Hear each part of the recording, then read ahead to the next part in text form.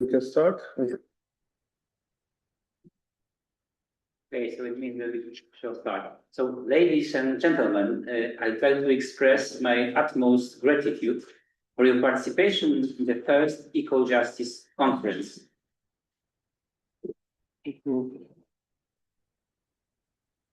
First of all, I would like to express my sincere appreciation for the Father Rector of the university who was supposed and who was supporting this initiative from the very beginning. I would also like to thank Professor Fábio Veiga, the president of the Union of Iberoamerican Lawyers, who has kindly agreed to participate in this conference in person. I would also like to thank the other representatives of the Union, our friends from Portugal and Brazil, who have joined us here today. Professor Veiga, through you, I appreciate the commitment and efforts of all the co-organizers of this event. Thank you very much. I would like to thank to Professor Mariusz Załucki, who was the spiritus movens of this conference. So without his dedication and energy, this event would not have taken place. Thank you. I would also like to underline the importance of this conference from our scientific community. It initiates new direction in legal research at Ignatianum University and opens promising prospects for future academic cooperation. Let this be a good prognosis for the future.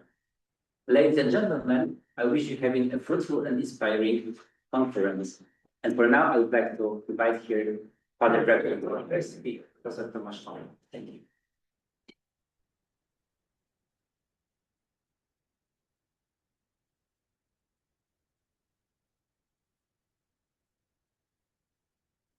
Dear friends, good afternoon to all of you.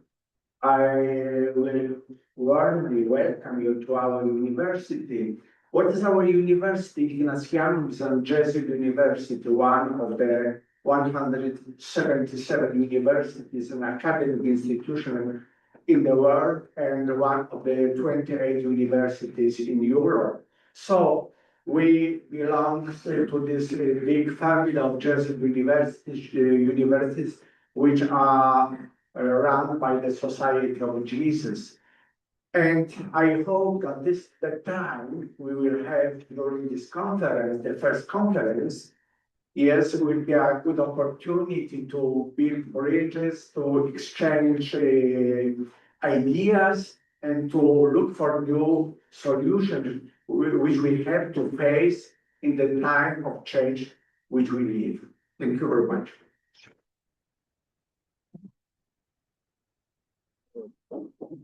Well, it's me, not you. I spoke here. Well, yes. Okay, so it's like it's my turn now. So His Magnificency, gentlemen presidents, ladies and gentlemen, well, it is a great honor to start a new legal map of Krakow and also a legal map of Poland, because this is the very first initiative of legal sciences at this university. I am honored to be a part of the team that is starting the new bright future of the Ignatianum University. At least I hope this will be a very bright future. And I'm thrilled that this event is taking place here in Krakow. When we have spoken a few months ago with Professor Pieniążek and Professor Veiga, two of us were very skeptical. That's me and Marcin. And Fábio was pushing us forward, saying that this connection between law and sustainability is something that it's worth a while. As we can see it is, because today we are meeting in here with the participants from 4 continents, over 60 presentations. As for 2 months of work, it's not bad. So welcome all of you here in Krakow, and I would like to thank my dearest friend Fábio Veiga for the possibility, another possibility in a new place, and we still hope for something new in the future too. So thank you, Fábio, for being here. And now, I guess, according to the program, it is time for you to say a few words to all of us. Thank you.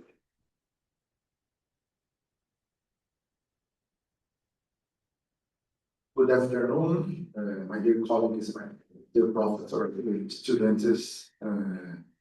It's with immense honor that I share this first international scientific conference, EcoJustice, Law in the Age of Sustainability, organized by Instituto Iberoamerican Estudos Jurídicos, IBEROJUR, and Ignatianum.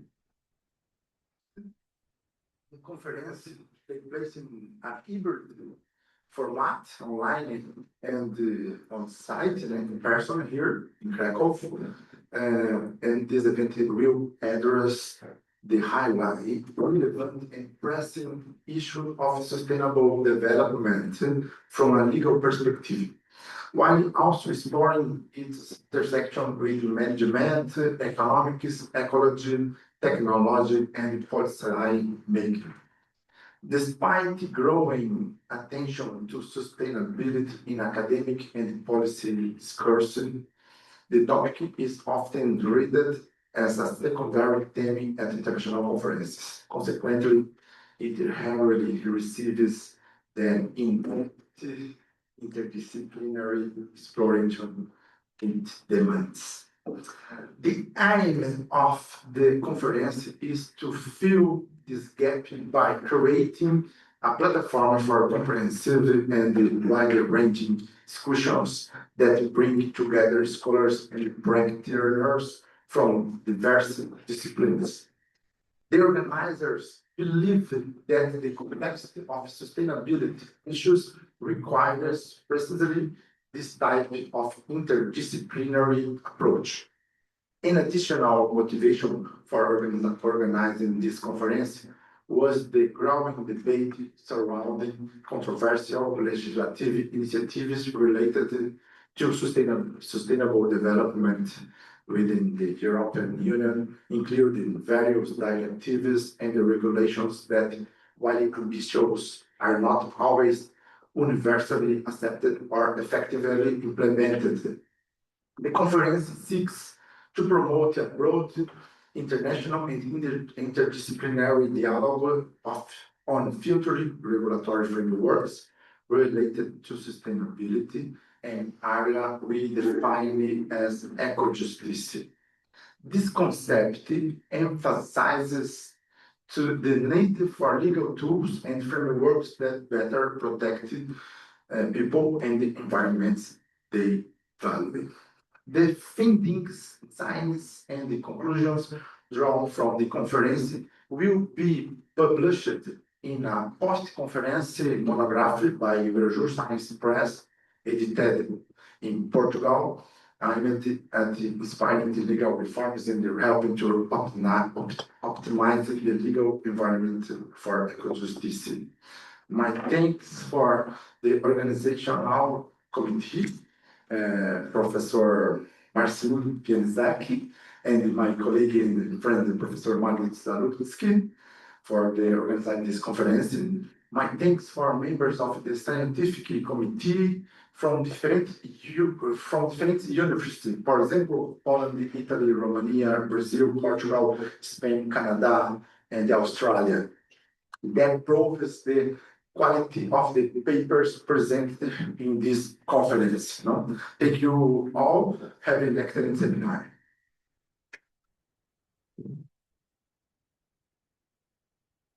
Well, thank you, Fábio. It seems like we can start the presentations, and I feel like the conference is open thanks to His Magnificency, and thanks to you, and of course, Professor Pieniążek.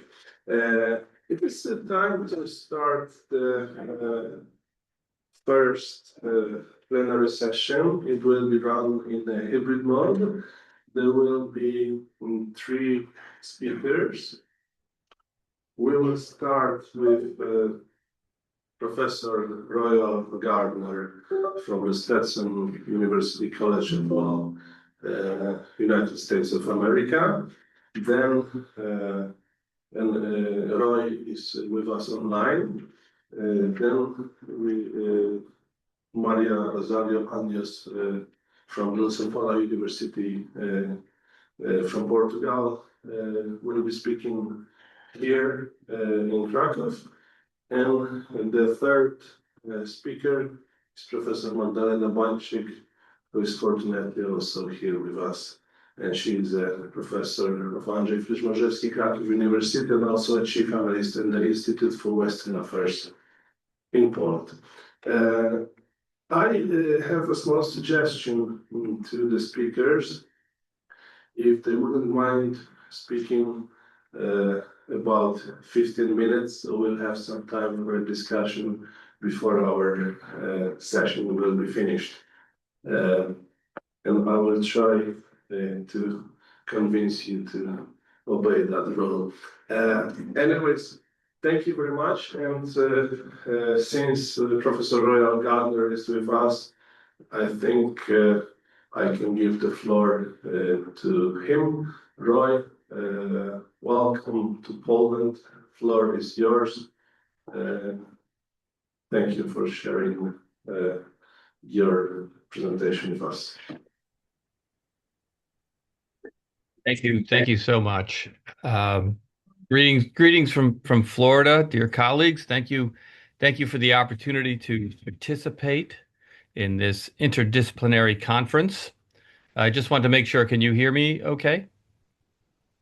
Yes, we can hear you. Yes. Very good, very good. I'm honored to be with you, even if it is virtually. This is a photo of me in Big Cypress National Preserve in the Western Everglades, where I like to take my environmental law students on a swamp walk. It's very peaceful. The middle of a cypress dome is cathedral-like, and it's quite life-affirming to emerge from the swamp unscathed, not eaten by an alligator. I've never lost a student. More importantly, I like to impress upon my students that effective environmental legal advocacy requires an understanding of the natural world that we are trying to protect. It requires an interdisciplinary approach, a willingness to engage and collaborate with scientists and others outside the legal field.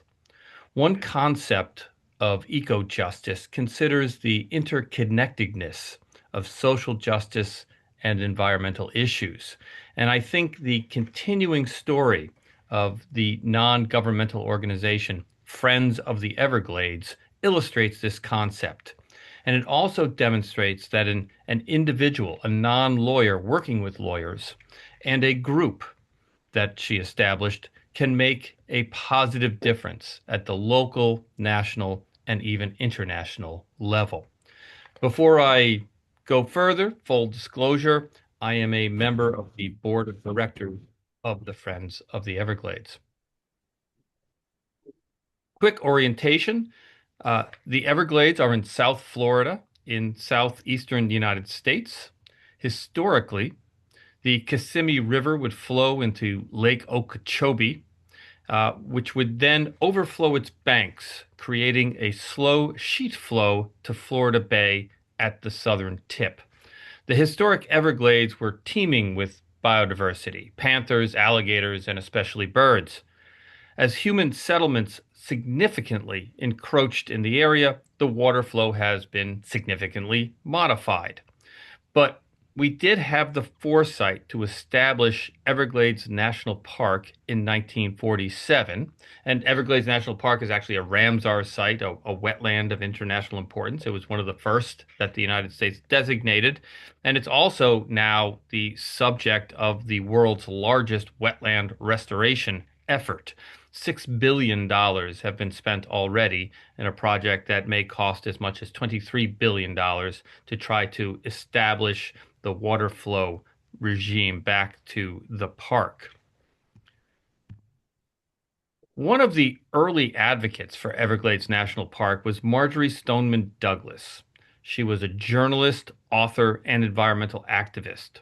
She published the classic book, The Everglades, River of Grass, in 1947 and helped change the perception of the Everglades from an unproductive nuisance that should be drained to a natural area, a public resource worth preserving.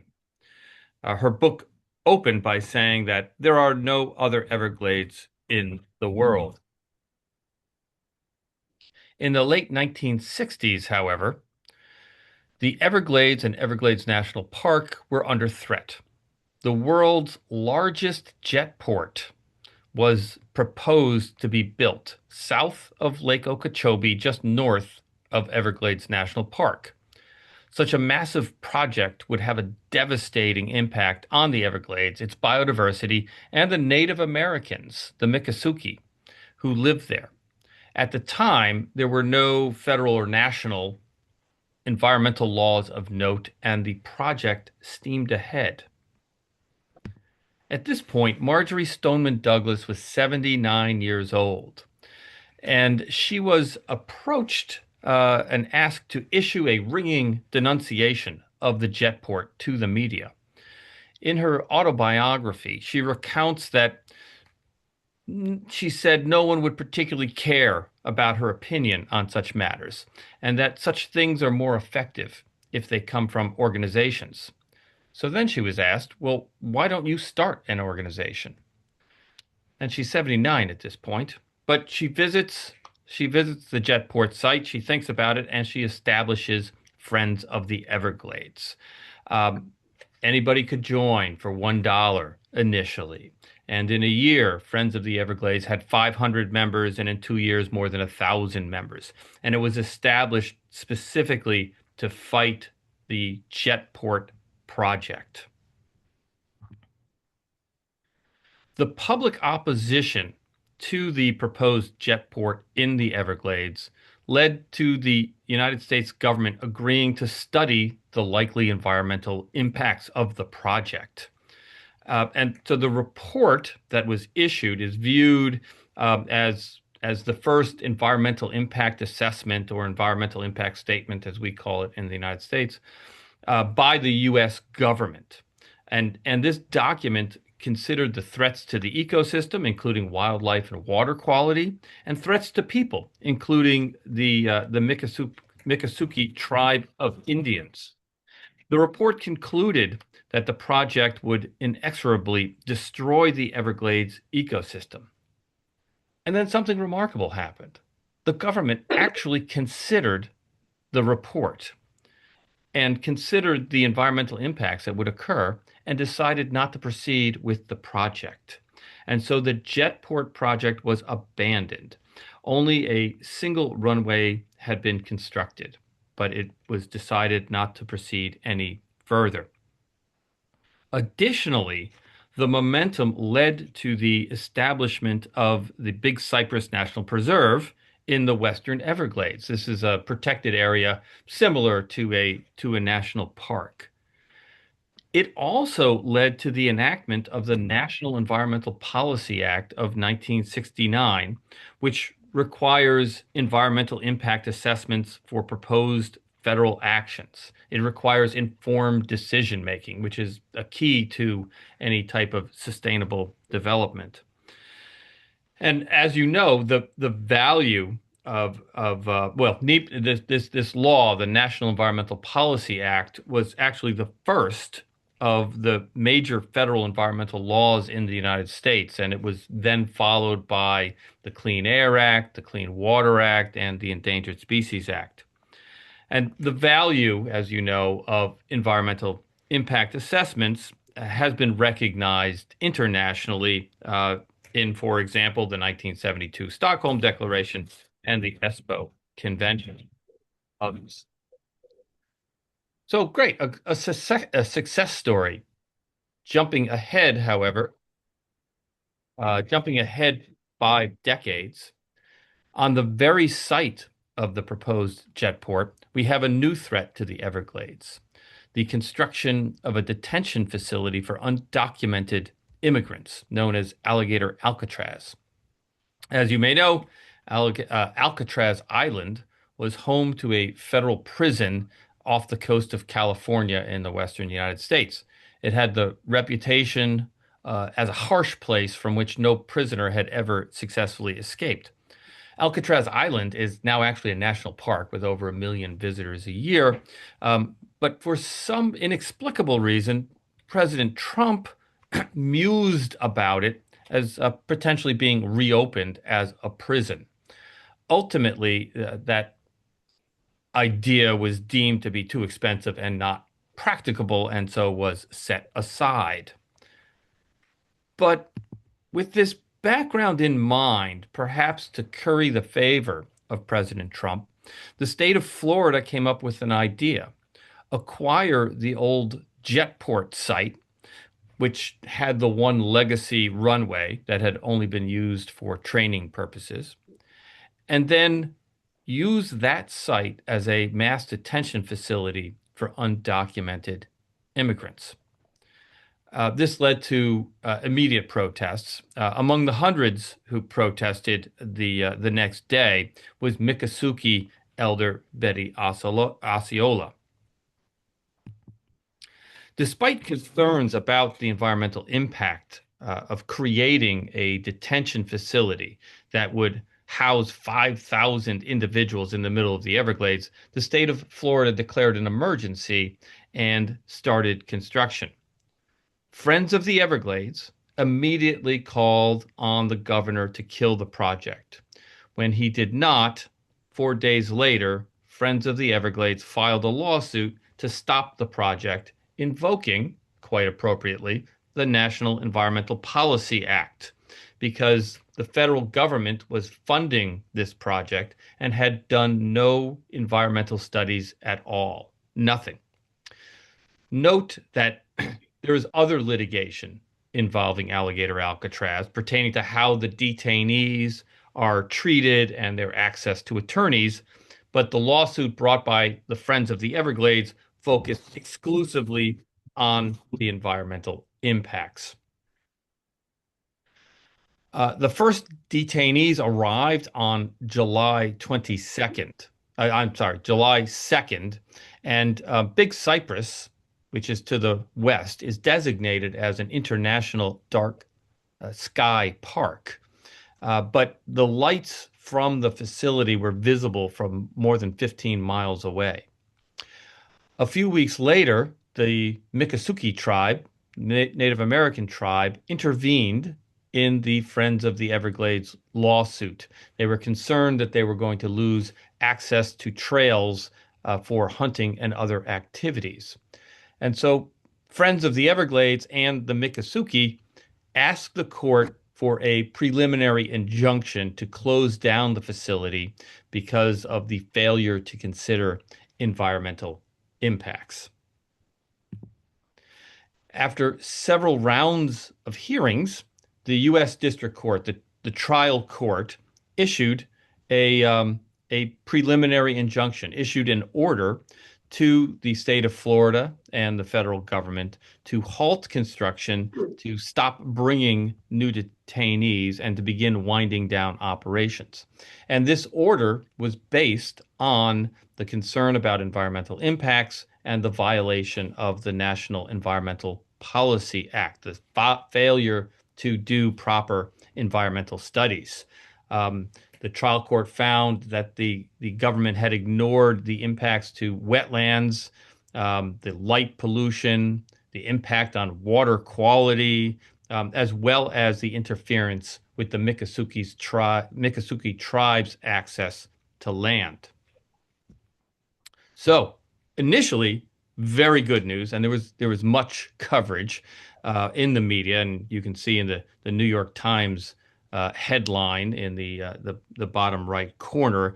That article actually recalled the history of the jetport and the creation of Big Cypress National Preserve, as well as the enactment of the National Environmental Policy Act. But this was just a preliminary victory. On appeal to the 11th Circuit Court of Appeals, that court decided 2-1 to suspend the injunction. which has allowed the facility to continue its operation while the litigation proceeds. And the next round of arguments is expected to take place in April. And so the story of Alligator Alcatraz is not over, and the battle for EcoJustice continues.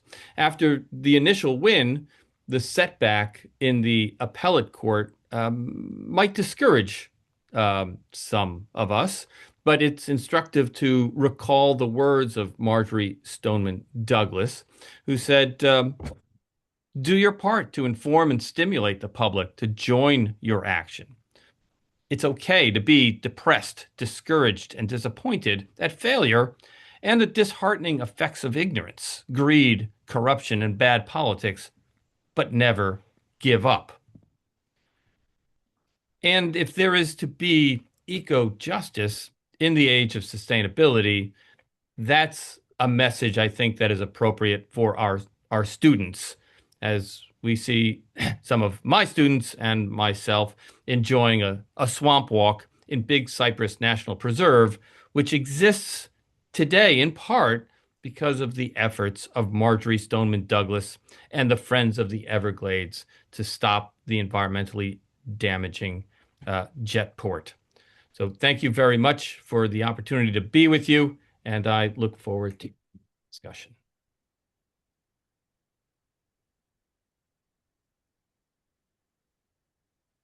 This big applause is for you, and thank you for bringing this story and its legal consequences to the attention of the international community. I think it is worth discussing such matters to a large audience. So thank you, and certainly there will be questions, but I propose that the discussion will take place after the third speech. So now it is time for Professor Maria Rosario Anjos, Professor of Public Law at Lusofona University in Portugal. And she will be speaking about the law, housing policy, and sustainability, how to improve transversal dialogues. Maria, the floor is yours.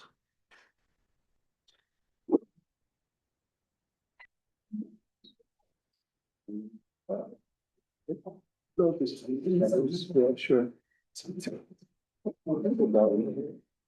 Good afternoon, everyone. Yes, good afternoon, everyone. It's a great honor to be here with you.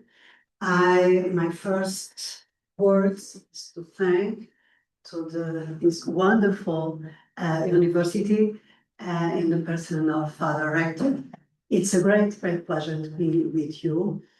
And I feel almost in home because I made my superior studies in a Portuguese Catholic University, so it's a great pleasure to be with you today. And now about the topic of my presentation. As you can see, I will talk about housing problems. I don't know what is the situation in Poland, but in this moment in Portugal, we fight against the great problem of lack of houses. And the prices of rents and houses are so high that we have a serious problem of young people and all classes, all social classes, to get a house for the proper price to live. So in a conference about sustainability, I think that this topic is appropriate because we have to find a solution for this problem. In my country, sorry. In my country, in this moment, this is one of the great problems to resolve. So, what is really about housing policy? And what is the the influence of law in this field.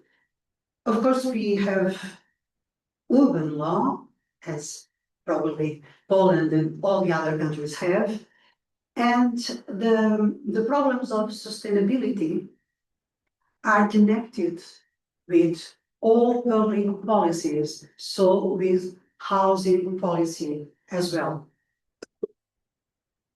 As you see, I select three topics: housing policy, urban law, sustainability, and good governance. These three pillars are deeply interlinked, connected. How to improve transversal dialogues? Because it's very easy to say that law is failing. Law is not good. But what is a good law for a problem if we don't have dialogue with other fields of knowledge to help us to do good laws for good solutions for the problem? So interdisciplinarity is essential to create good laws, of course, because we are from law area, but of course we don't have the knowledge, the appropriate knowledge from other science that are also important, maybe most important, to do good laws for find the best solutions for the problems. And good public policy is not just about numbers, but about values. Because all the time when we have a problem to resolve, the most important discussion is numbers, is money. We must look for the future in a different way. Because money is difficult to get, but it's not the main problem. If we lose our values and our references, we can spend all the money of the world and the problem will not be well cared, and we will not find the good solutions. So please, let's forget the money. At least, maybe we have to talk about it. We must think what is so important when we talk about housing policy is the life of the people. Because home is the beginning of everything, is our intimate space, is our family space, is our life. A great author from the past, Adam Smith, writes in The Riches of the Nations that states don't have to regulate everything, but there are three public utilities that state must guarantee. First, housing. Second, health. At least, the most important of all, education. Because education is the key of development, of the enrichment of the nations. But without housing and without health, we cannot learn nothing. So these three public utilities are government responsibility. And it is not a question of politics, it's a question of policy. It's quite different. It's not a question of right or left politics. No, it's a question of good governance, good policies for the people. Because in the end of the day, what really matters? The people. So, what is a good housing policy nowadays? In the past, housing policy was focused in houses for poor people. But the problem we are facing now is that we need a different housing policy, not for the most vulnerable families with lack of money, with some social problems of inclusion. Of course, we need a policy for this social group, but we also need politics for homeless. And housing policy for homeless is not the same that housing policy for the most vulnerable groups. We must separate because homeless needs much more support in other fields. So we must concept these policies in different levels. But we also need appropriate housing policy for the young people that wants to constitute family, married, or have a child, and without a house, they cannot.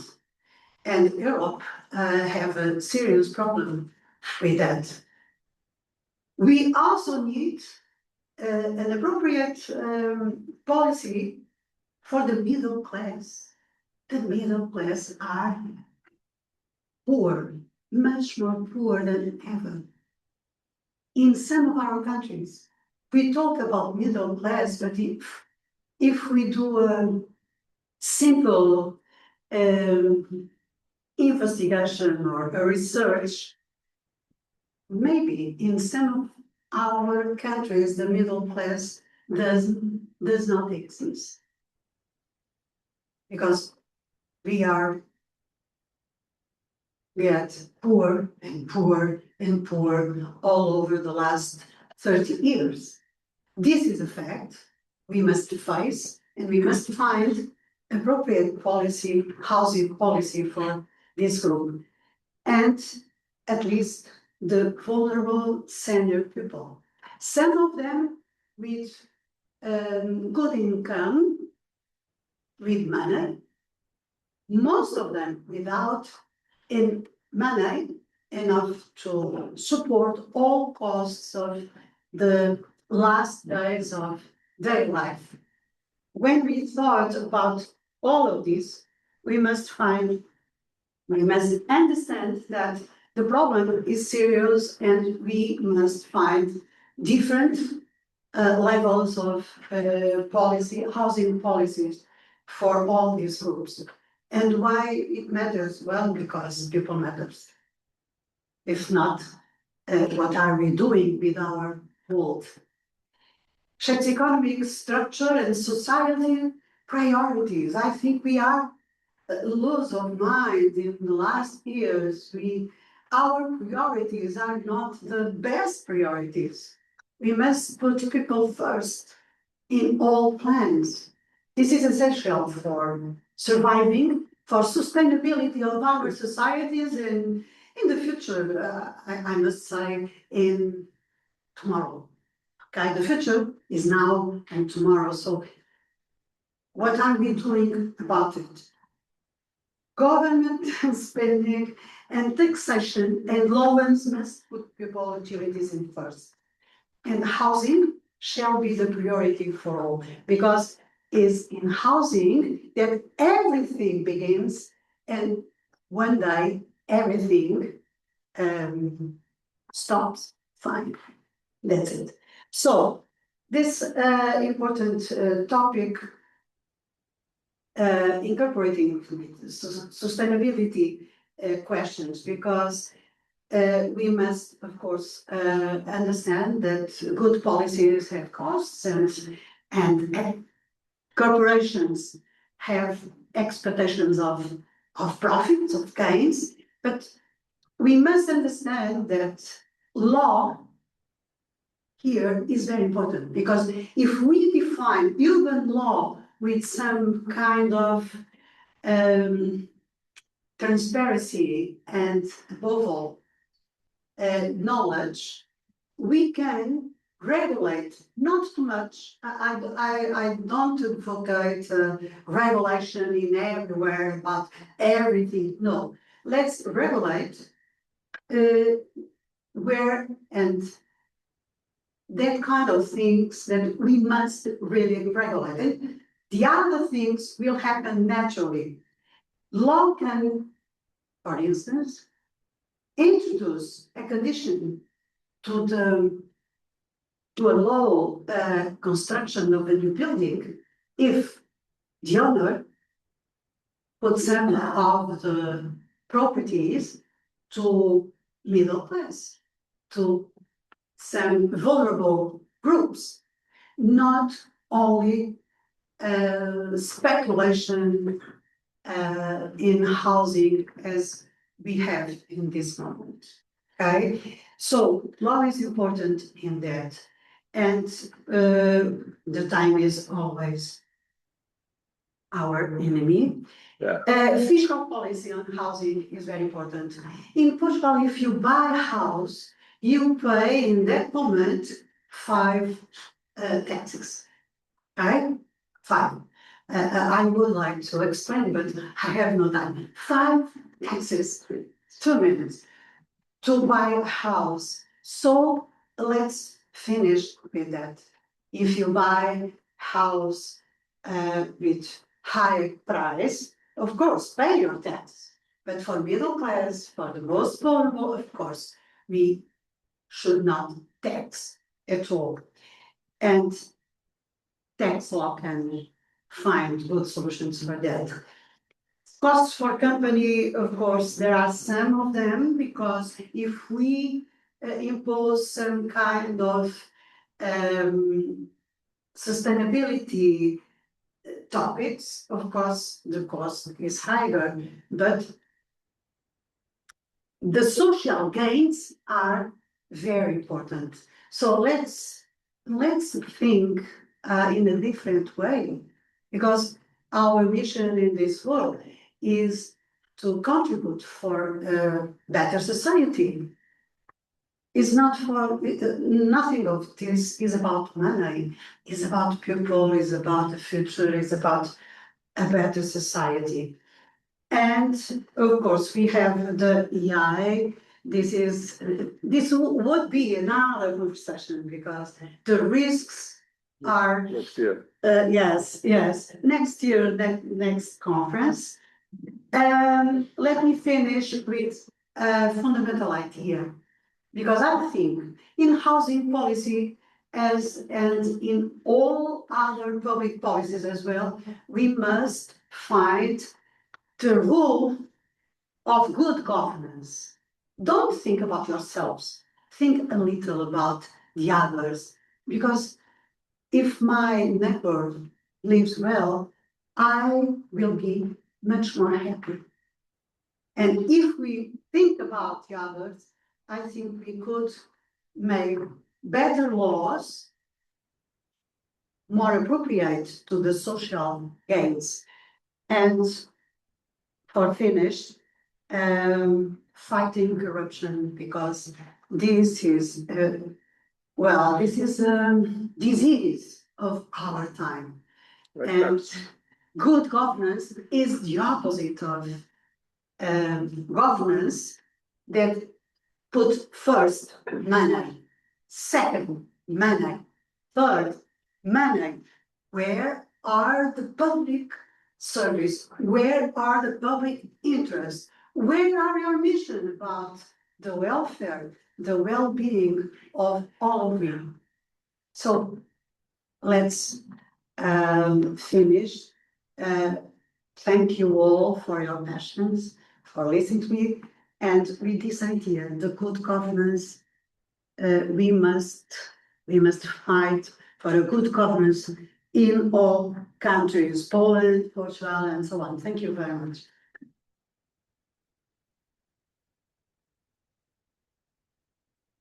Well, thank you very much. I'm pretty sure that corruption and taxes, they can kill housing. What a mix.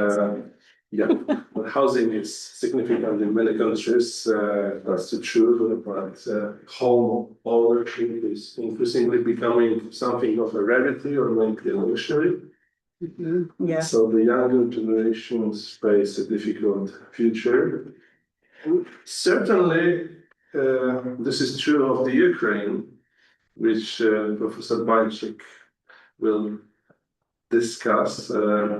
Because our next speaker is Professor Magdalena Bańczyk from Poland. Somehow she is here.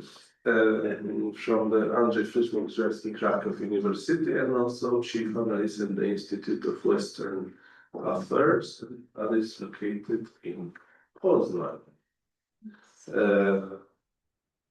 15 minutes. Yes, of course, I always obey what you say. And thank you for the invitation to this conference, and I would like to thank first of all, sorry? Maybe you can use This this one, I think it's better, yeah. I'm speaking for the first time at the Ignatianum University, that's why I would like to thank very much Father Rector and also eminent organizers of the conference. I would like also to refer to two previous lectures because they are very inspiring for me. The first one was actually about the rule of law at a very basic level, and I must admit that we need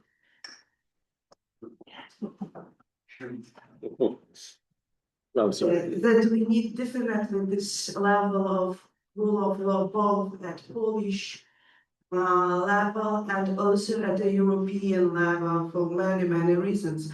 And the second contribution was also very important for me because it was partly about money. And I will talk also about money, but in a very negative way also to a certain extent. And I want to be so positive as my colleague about the future. Maybe I'm more negative because the war is on and the war is next to us here. Also in Krakow, we can feel the war for some reasons. But nevertheless, I start my presentation with some description what is happening now in Ukraine. Of course, you know about the losses in people and in infrastructure, but I would like to admit that we have also a great pressure on the natural environment. And what was very symbolic, it was the destruction of the Nowa Kakhovka Dam. Of course, it was destroyed by the Russian military divisions, and the dam was destroyed, and it caused an ecological disaster, exhausting flooding along the lower Dnieper and contamination of the waters of the River and the Black Sea. And damage has been estimated at $1.5 billion, only the one damage which was caused by the Russian militaries. According to the study, which was also prepared by the European Commission, since February 2022, Ukraine has experienced significant environmental degradation with about 17 million hectares, what is about 28% of the country affected by military operations, with, for example, 690,000 hectares of forests which require the mining actions, and 10 million hectares of agricultural land across of Ukraine, which are degraded. And at this point, I would like to refer about the certain conjunction in my lecture between transnational justice and environmental damages. I would like first to refer also to the 10-point plan made by President Załucki in October 2022. Of course, this plan is partly not under this discussion. We know about 28-point plan of the President Trump and so on. But nevertheless, I would like to cite the 7th point of the plan, which was co-signed by President Załucki and it is justice. And justice with the establishment of the special tribunal regarding the crime of Russian aggression against Ukraine, and also international mechanism to make Russia compensate for all damages caused by the war. And this next point, the 80th point of the program consigned by the President Zelensky, it was also immediate protection of environment. So there was a clear conjunction without the idea of transitional justice and also protection of environment. I will tell you later what happened with these two eminent institutions, because already the tribunal has been established and also registered, and the claim conference has been also established. But nevertheless, I would like also to refer what is actually under discussion. So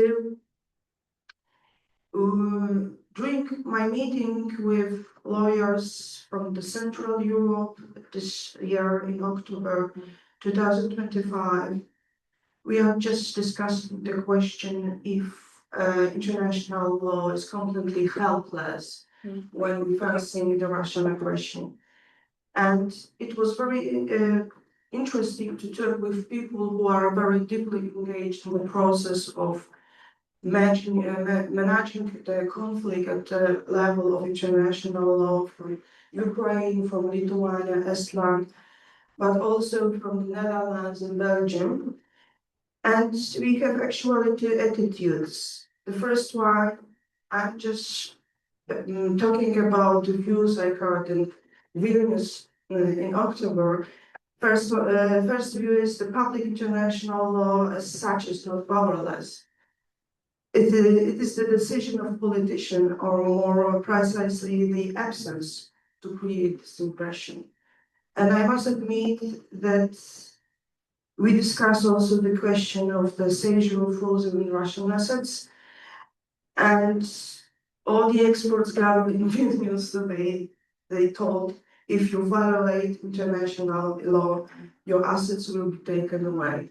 Of course, we know that the European Council yesterday decided quite differently, and the decision was blocked again by one country, Belgium, this time. And so again, we have some legal structures, but without political decision, we cannot use these legal structures. Another issue was the consigning the home compensation mechanism, which is based on three elements. The first one is the register. I tell you about the register in relation to environmental damages. The second one is the claim conference, and the third one is the compensation fund. Why is so important from environmental damages? Because the state of Ukraine may now register all environmental damages at the register. The register is operating in The Hague, and this is up to the Ukrainian officials just to file a claim online and then to send to the register. So this is for the first time online registering of all types of damages, also environmental damages. But what will happen later after the registering this environmental damage? The next step is the claim conference. So the body which will be constructed also among the expert panels. And the body, the convention about this claim conference was signed days ago. So now I'm talking about the process of making international law actually. And it's happening now, because already 34 states signed the convention, and probably the convention will soon enter into force. But still we are missing the third element, which is crucial in this construction. This is compensation fund. So firstly, we registered damages, also environmental damages. Secondly, the claim conference will assess if the claim is reliable or not, and then something should be paid. Can you imagine to pay for 10 millions of hectares of soil which is polluted? Is incredible, yes, but nevertheless we will try. And now that's why I mentioned the decision of European Council. Without having assets, Russian assets, we won't be able to pay anything to anybody. Of course, lending money from the European Union is not a solution. Okay.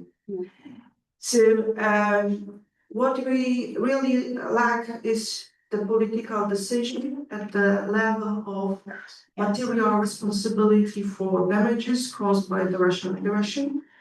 And the last I would like to mention the special tribunal for the crime of aggression, because we have also criminal responsibility for environmental damages. And both the ICC, which is the International Criminal Court, will still assess international crimes in respect to environmental damages, according to the statement of prosecutor office at the ICC. Environmental damages can be claimed as a part of genocide, as a part of crimes against humanity, and also war crimes. And actually, we have Article 8 of this Rome Statute explicitly describe the environmental damage as a war crime. And besides, thanks to the cooperation between Council of Europe and also the Ukraine state, the special tribunal for the crime of aggression has been established, and this special tribunal also is within this jurisdiction of the tribunal, also the crime against environment will maybe also a part of proceedings in front of this special tribunal. So we have some tools to regain the level of protection of and also to get some compensation from perpetrators for these environmental damages in Ukraine. But what we really need is the political will and political decisions, which haven't been taken for a long time, and probably also won't be taken as in the very next days. And I would like to admit to other observations which are not very pleasant. The first one is not very positive, at least for the Polish part of our participants, because I must admit, as advisor to public Polish authorities, that Poland is totally inactive when it comes to the question of conceiving the future mechanism of justice for Ukraine. We are totally absent in this process as a country. And secondly, what is very positive, I want to observe a very high level of professionalism on the side of Ukraine. We may just say different things about Ukraine as a state, but at the level of diplomacy, it is quite hard to imagine how professional lawyers they have at the international level and how effective they are in the scope they may be effective. Of course, they are not able to do much without support of global powers. So I would like just to join the view expressed by the Professor Gardner, that crucial is justice, and justice which can maybe reach both at the very basic level, at the level of national courts and domestic courts, but definitely we need the concept of working justice either at international level And this is in process when it comes to the environmental damages also in Ukraine. Thank you.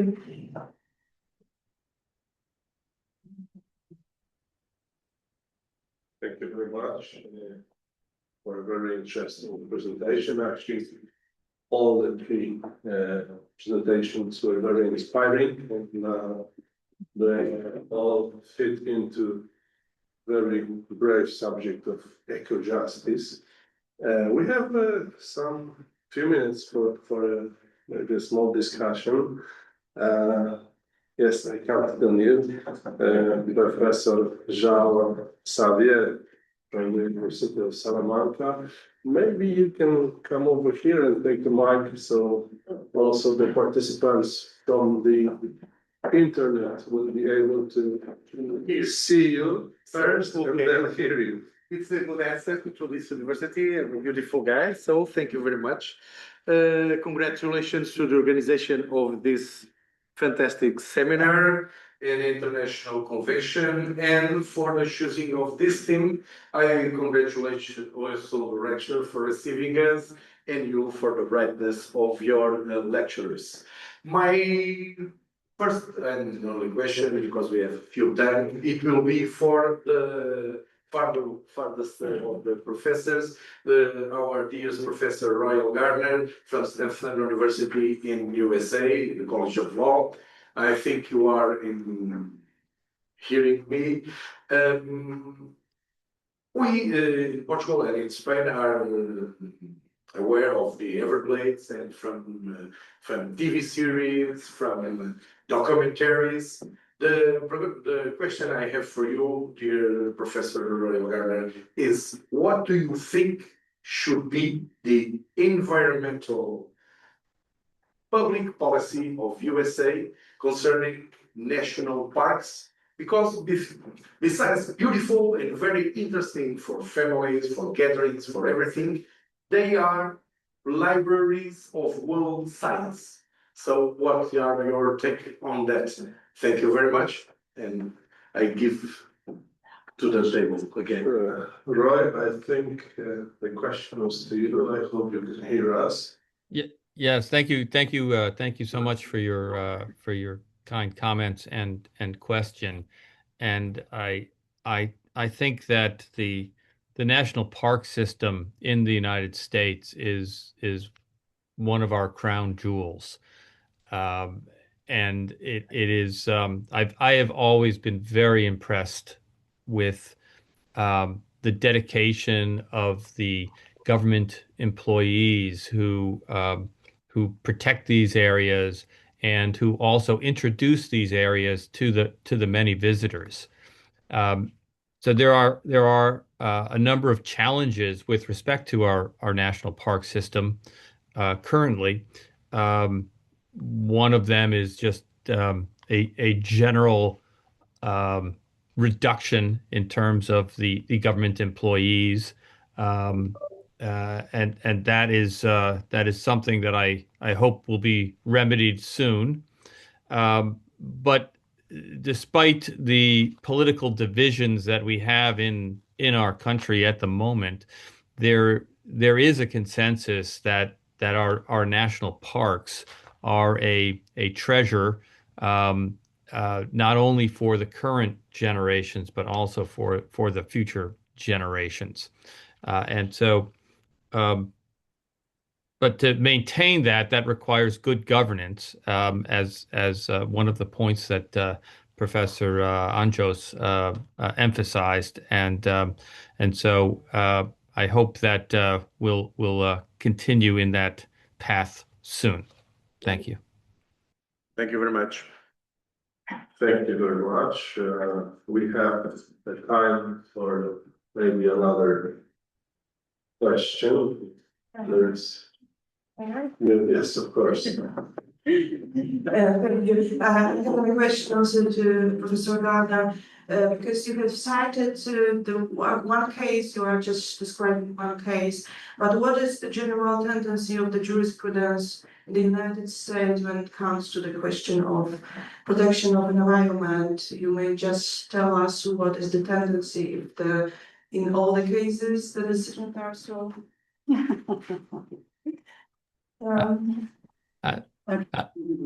Thank you for that complicated question. So it very much there was a pendulum in terms of our environmental protection here in the United States, and currently there is so traditionally it was the responsibility of our individual states.